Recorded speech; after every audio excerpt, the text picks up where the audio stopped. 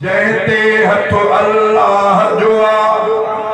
अहिड़ी पांजी जमात आ दीन जमीयत ताकत आ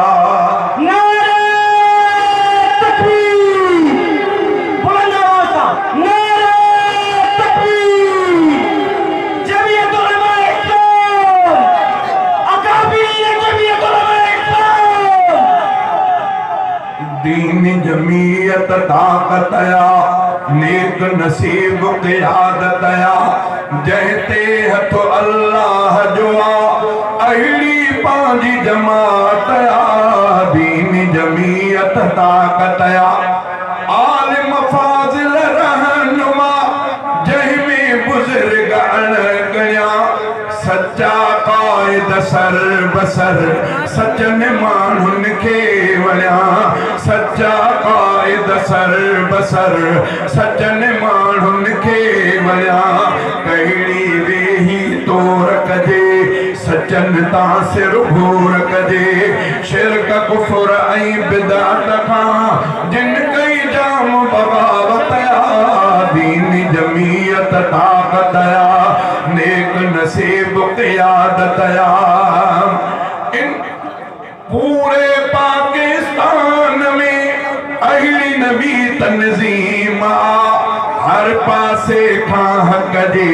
हीअ कंदी ताज़ीम आ थोरियूं थोरियूं ग़लतियूं कंदो छो त ठहियो मिटीअ मां बंदो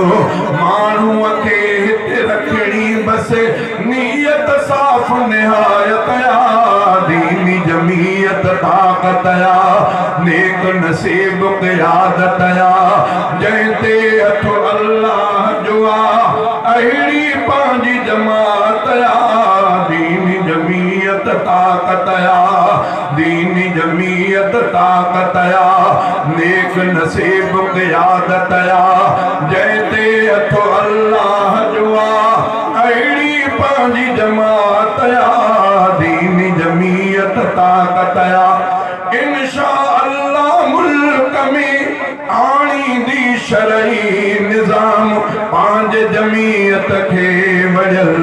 क़ादिर जो आहे कलाम अमन अमान शरीयत में सच रफ़ीक हकीकत में हिन में शामिल खोड़न खे बख्शी रब विलायत आ दीनी जमीयत ताकत आ नेक नसीब क़ियादत आ जयते हथ अल्लाह जुआ अहिड़ी पांजी जमात आ दीनी जमीयत ताकत आ।